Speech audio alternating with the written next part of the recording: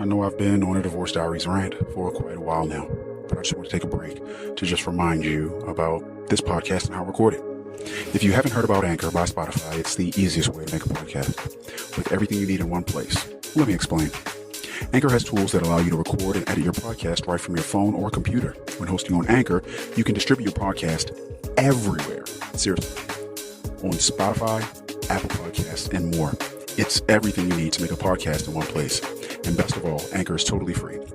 Download the Anchor app or go to anchor.fm to get started. Again, that's anchor.fm to get started, or download the Anchor app.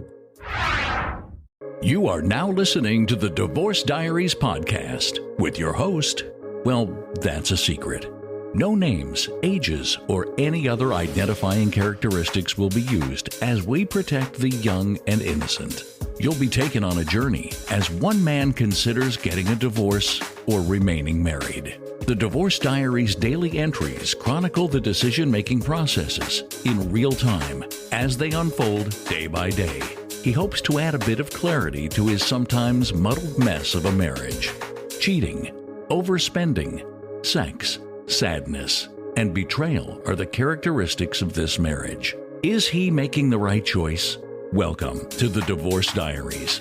Entire seasons are released on Patreon weeks before anywhere else at Divorce Diaries Podcast Patreon page. Link below in description. Now for today's episode. Welcome back to the rebooted Divorce Diaries, where I'm going to still continue to record the thoughts and feelings that I have as I consider getting a divorce or not getting a divorce. But it's from a totally different angle now. It's an angle from a paradigm shift that I've had. One of the things that I think I've done to harm my marriage and many relationships in my life with my children is I realize that I love conditionally, and I don't want to be loved conditionally.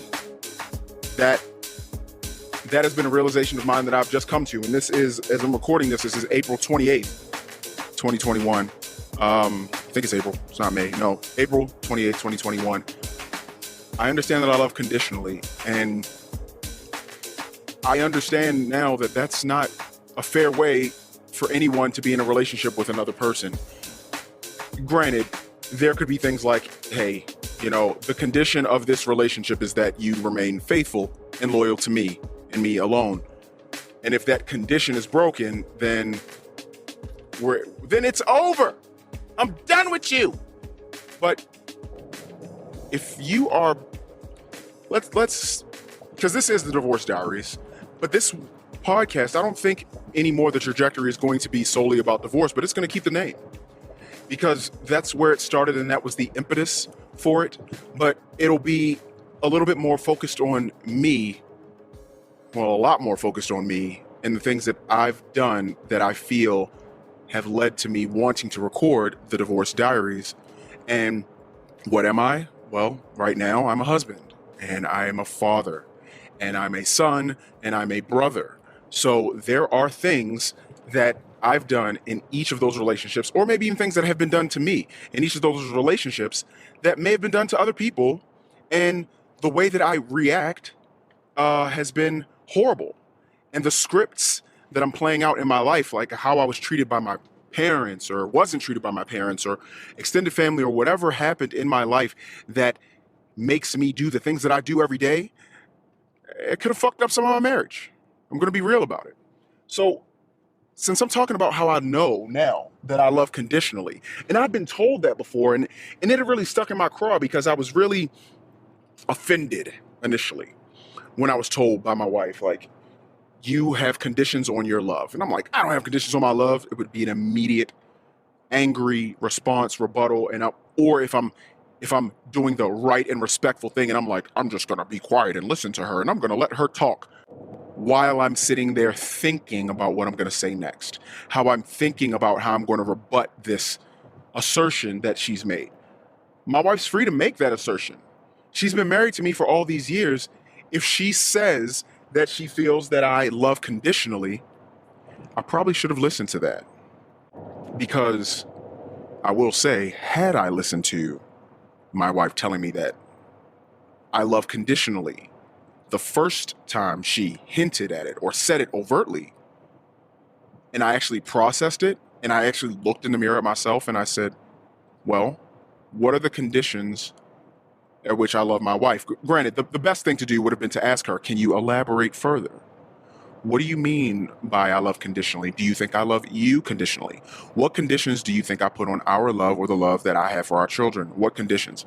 Now, I didn't give her a chance to say that. I mean, I think I did, but what I can tell you for sure is I wasn't listening because I was probably so fucking offended that someone that I felt that I did so much for, how dare she say I have conditions on my love after all I do for her? After everything I do, after the life I've provided, after me deciding not to go to school and me doing this and stepping up to the plate as me being a young dad, after everything I did, and everything I do for you, how dare you say I love conditionally? Because after all, I'm the one being used in this scenario. That was my perspective. But I've had a paradigm shift, like I've said, and the conditions that I know that I put on my marriage and the love that I have for my wife, it's like, I'll do all the things, or I'll love you by providing for you and taking care of you. But the condition is that you give me all control and all say. If you asked me to say it in the past, I would have never said, oh yeah, I want all control and all say. I think a condition that I subconsciously put on my love for my wife and my relationship was I will have all say and control and ultimately power. And that condition is going to be levied because I am the breadwinner. I didn't sit down and think it through like that. But looking back, that's exactly what I did, and that's exactly what happened. So let's just pace this out for a second. I will have all control. Well, my wife will feel that she needs to seize control if she doesn't feel that she has any. She will feel that she may need to seize control over things that are, let's say, in my eyes at the time, less than productive or a quote-unquote waste of time. Like, I don't know, I'm trying to think of something that has happened. My wife's purchased a lot of things online, and she would make a lot of redundant purchases, like a food mixer, but then a food blender that also mixed. And then I would say something like, hey, can we get rid of the blender since you just brought the blender mixer that does both? No, I don't want to keep both. So then my condition would be, I will seize more control since you're going to continue to buy things and waste money, quote unquote, waste money. I'm going to seize more control, which just in turn made her seize more control. And that all started with my condition on our love. My condition was control.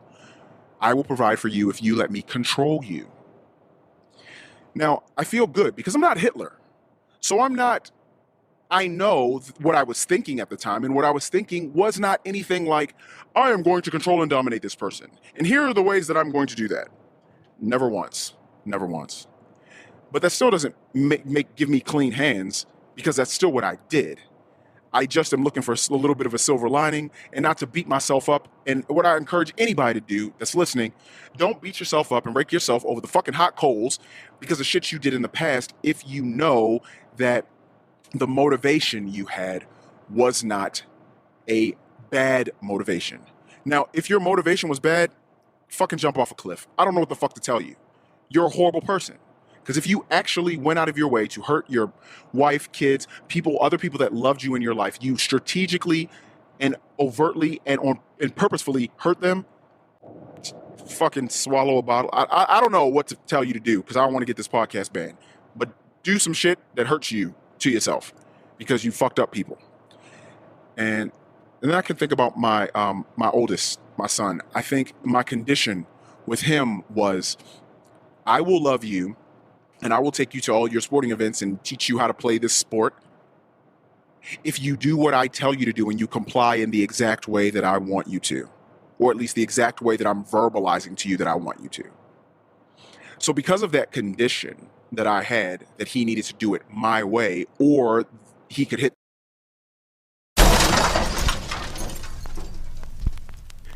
Sorry for the big delay, and I might sound a little bit different right now, but that's because the recording stopped and I needed to go back and re-record. I was going to pick up here with my son, and I was going to pick up with the conditions that I put on the love that I had for him. Now, the condition that my son had, the worst condition possible, is when the condition is put on you by your parent who has absolute control over you to do things my way or there's the highway. That's what I had with my son. And I taught him how to play a sport. And since I had this energy of it's got to be my way or the highway, well, when was my son ever going to be allowed to come up with his own way of doing things and actually run it through the filter of his father, whether it is a good idea or not a good idea? I had a condition that it's my way or the highway. If the idea didn't come 100% or mostly from me, his father, and my brain, anything that he thought was wrong. No matter what, it was absolutely wrong. So he had to come up with this caricature of himself to please me, his father. So he wasn't ever able to authentically be himself. I remember when he was growing up, there's a show that we used to watch a lot. It's a really great show, Malcolm in the Middle. And Malcolm was a very smart kid, and he was called a Krellboyne. I don't know what Krellboyne really means, but once I describe to you why he was called the Krellboyne, you'll kind of understand. Oh, a Krellboyne kind of means like jerk, or I'm sorry, not jerk, but nerd or dweeb or like genius or egghead or something like that, some other insult to that effect. So Malcolm was really smart, and he was in the regular class at his school. And the teacher recognized how smart he was and how good he was at stuff, and she decided to recommend him for the smart class. And the smart class, they over-exaggerated on the show because the show was a comedy. It's a family comedy, so the exaggeration that they put on the show was the kids are walking around with mittens. They've got real bad like some kids are like scratching themselves all the time, or they're chewing on their fingernails, climbing on the walls. They're totally socially inept. They basically painted every kid like a child with some autistic characteristic is how they did it. It wasn't just, oh, these kids are just smarter. No, they painted them as like there is literally something wrong with the wiring in these kids. And the whole school called those kids the Krellboyne class. This is the class of the Krells or the Krellboynes, whatever that means. But just the oddballs, the weirdos, the really smart kids, the kids that don't have a place amongst the regular kids or common society. And I made a joke not realizing the condition that I had on my son and the conditions that I gave him by, it's my way or the highway. If it's not my idea, it's a bad idea. And he had to be some other version of himself, which, one, my son was, he's a very cool kid. He's got swagger, he's good looking, he's athletically built, he's talented, he's charismatic, he knows how to do things that regular people don't know how to do. Like he can compose music, and he's got an ear for those things. And like he has these real innate talents, and he also has talents that he's cultivated. So he's, and skills, that he's cultivated. But I had a condition on love with him that just made it seem like all those great things that I said about him just now, he had no fucking idea. Or he had somewhat of an idea, but with my condition of it's got to be my way or the highway, he was always in a conflicted position. He either had to be exactly what I wanted in some fake way, or, geez, I didn't even think of this. Worse still, what if he had a better way to do something? And he could show me, if he felt that I was actually going to be open to his new way, better way of doing something, he could show it to me, and he could almost like bring this success, like, hey, Dad, check it out. That thing that thing that we've been doing this way, like, check it out. This is a new way. And I would say, holy crap, great job. Let me do it that way. I've done it a couple times, but it was really few and far between because of my condition of the love that I made my son feel. And right now, my son and I, we're not speaking because it took me too long to find out and figure out that I actually do love conditionally. I didn't want to accept that. I didn't want to take that medicine because I used a different metric. No, I pay for things. I run myself all over town for you and all of the tournaments you've played in. Nope. I. More eyes. That's just what I did. That's what I laid at the feet of my very young son. And that's why my much older son doesn't want to talk to me right now. It's not his fault. It's mine. It hurts. And his hands aren't clean. He's done some things, said some things he shouldn't have. But who knows if he ever would have done and said the things that he did had I not created the conditional love arrangement between he and I. My hands are far dirtier than his are. My hands are far dirtier than his will ever be. I didn't realize that with one of my other kids, I had a condition maybe, still. With this one, you're on my side, right? I guess. I don't know. I haven't thought this through. This is me right now just blabbing into this diary entry. This kid just really is a lot like me. This kid is really takes the moral high ground. This kid wants to protect those around them that they love and that they care about with reckless abandon. This kid is very protective. This kid is a lot like me. This kid is also stubborn. And when this kid sees something their way, it's their way. And because I've created a condition on that love, the condition I think I had was, oh yeah, so we're on the same team, right? So almost like I'll fuck with you as long as we're on the same team. So this kid now, I think, because of that condition that I may have on our relationship, this kid's like, oh, well, so you only want to talk to me when we're on the same page. So you don't like dissent. So this kid now wants to stand her ground very firmly. When the kid is right, she's standing her ground. When the kid's wrong, she's standing her ground. When the kid doesn't have an opinion, she's standing her ground. Whatever my opinion is, the kid's going against it. It's my fault because I am a conditional lover. I'm a lover that took the conditions of our relationship and said, okay, fine. These are going to be my conditions. You know, I'll talk to you when you're on my side. Oh, well, I won't talk to you when you're not on my side. Oh, okay, well, It's hard.